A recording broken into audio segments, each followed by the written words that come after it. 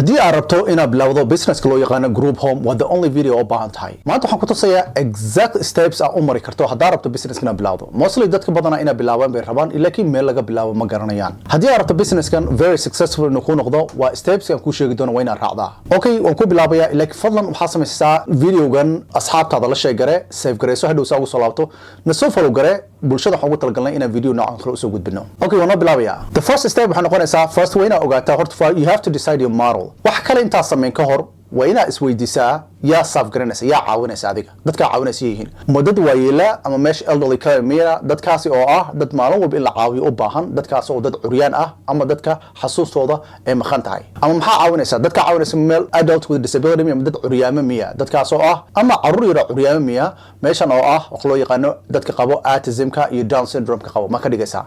ama maxaa caawinaysa dadka veteranska ma caawinaysa oo dadka waddanka usoo dagaalamay soo laabtay kadib maskaxiyahan u xanuunsanaya ama meesha wax ka dhigaysa meel recovery ama wax loo yaqaan sober living dadka addictionka qabo oo mar walba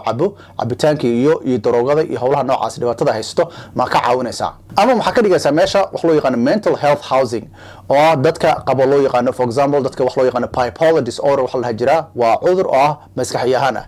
so dadka caawinaysa waa inaad ogaataa tan at least waa inaad ogaataa meesha GPS ta meesha dadka caawinaysa meesha u socoto waa inaad ogaataa ugu la soco waxaan rules kan each of them rules ay leeyihiin license ay kugu xireen oo gooni buu leeyahay each of them waxa kale leeyahay wax loo yaqaan funding option lacagta lagu siinayo mid walba kala duwan tahay waa la socotaa so hadda waa inaad ogaataa just pick your destination qayb mid ka dooranayso waa inaad mid doorataa dadka caawinayso step 2 waa inaad fahantaa wax loo yaqaano zoning iyo city ordinance so guri walba iskama iibsan kartid waa inaad jaagaraysaa siriga ama countyga guri ka iibsanaysa wax loo yaqaan planning office ina aaday noqonaysaa so su'aalaha inaad isweydiisay adiga ay tahay waxay tahay meeshan addresskan guriga ka iibsanayso addresskan ma loo zone gareeyay as a residential group ama loogu talagalay ama misaa qof loo rabaa inuu guriga ku noolaato loogu talagalay permit noocay laga rabaa so su'aalahaas inaad isweydiisay laakiin hadda ma soo ku noosho arona meesha ay daawanayso ma garanayo most of the Somali aan garanayo hadda dadka aan ka caawiyay guryahan iibsaday waxay mostly u badan yihiin Hannibin County especially dadka aan ka caawiyay saddex qof baan ka caawiyay oo gurigaas ka iibsaday Hannibin County especially Bloomington darad ku sheego meel kale been kuma sheegay so Ramsey County waa ka iibsan kartaa Dakota County Washington County ka iibsan kartaa ogo every city requirement goonu leeyahay waxana mostly ku xiran wax loo yaqaan conditional use permit ku xiran ama wax loo yaqaan special approval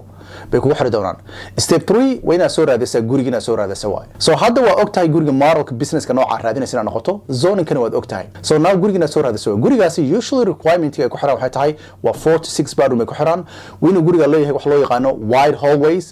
hallwayda way inay balaaran yihiin gurigaasi waa inuu leeyahay accessible bathrooms masquulo inay u dhow yihiin la rabaa waxaa kaloo lagu xiraa oo basic ah gurigaas inay leeyihiin smoke detector waxyaalaashan dabka u dhacayo kale noo sheegay iyo wax loo yaqaano fire exit meel laga baxayo haddii dab uu dhaco kale even kuwa qaar requirement xoga dhigan inuu leeyahay gurigaas wax loo yaqaan sprinkler systems meel biyo ay ka imaanayaan hadduu meesha dab u dhaco so that's part of the requirement way ogow la soco this is meesha aniga aan ka caawin karo guriga waxaan ku soo raadinaya exactly requirement-ga ay ka raadinayaan nimanka ku soo raadinaya it's a for maadaama intaas asad gareysatay dadka qaar kana ku bilaabaan laakiin kuma bilaabayna ani adiga haddaan kula shaqeeyo waxaan ku sameeynaa dan step 4 waxaan registreynaynaa businesskaada waxaan sameeysaa inaad samayso loo baahan LLC waxaa helaysaa wax loo yaqaan EIN number oo ah ka soo helayso kuwa IRS ta ku siin doona numberkan haddii dad badan ay hayarto markii shaqada dadkan aad shaqaalayso oo ku shaqeynayo every year tax ka xareyso daa ay number businesskaada numberkiisa waa sida soo security kala adiga oo haysato laakiin businesskaada u yahay waxaa kaloo furanaysaa business account furanaysaa waxaan iska registreynaynaa state of Minnesota iska registreynaynaa waa secretary of state baa iska registreynaynaa this one mararka qaar waa optional like mararka qaar requirement kaaga dhigayaan waa inaad heshaa business insurance inaad haysto waxaa kaloo dad kula taliya inay soo helaan wax loo yaqaan group home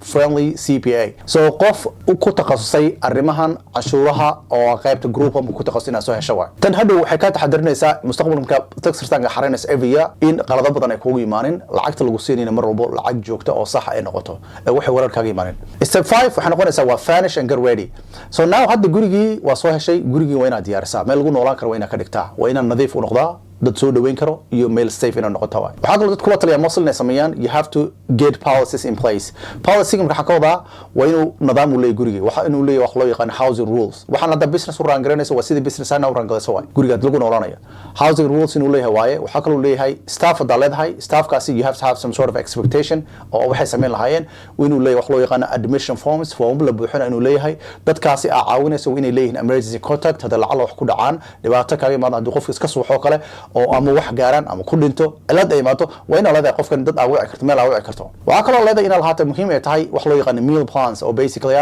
meesha cuntada jadwal inay ku leedahay schedule leedahay laakiin this meal plans maanta intaas la cunaya already inay kugu qoran tahay raba meesha darbiga ay dadka arkaan waxa even cuntada ay cunayaan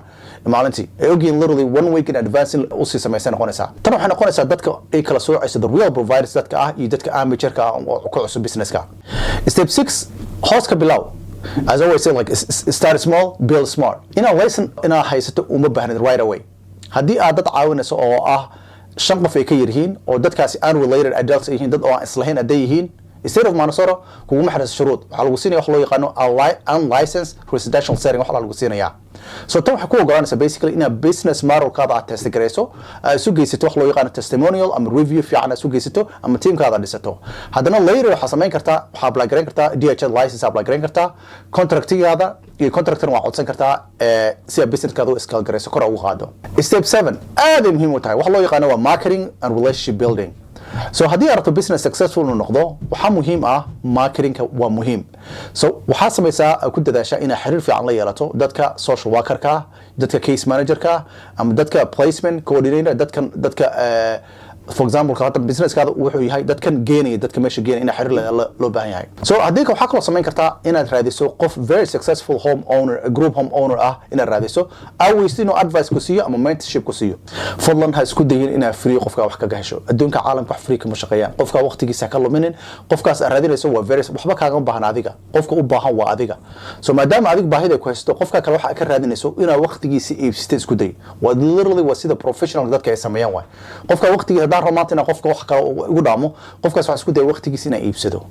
waqtigaada iibso $1000 $2000 waxay ka badbaadinaysaa qofkan intaas sano ku dhex jira laga yaabaa businesska wixii businesskaas uu ku soo rafaaday jabka uu soo maray ba in minutes kugu baray adiga ku ogaanaysaa so waxay ka badbaadinaysaa waxa soo dhan businesska wuxuu ogolanaysaa hadda sameeynaysa $10000 inaad samaysato $20000 $30000 inaad samayso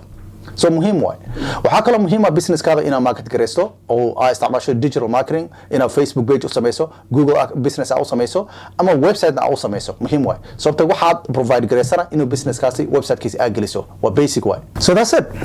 literally intaas waay like haddii rabto in aniga ka caawiyo gurigan inaad soo hasho exactly sidii processka dhan entire process aan ku fududeeyo aniga as always waxaad soo qaban kartaa website-kiga sahanrealty.com haddii aad rabto checklist inaan ku siiyo oo zoningka everything funding resources all those things inaan ku siiyo daarabtana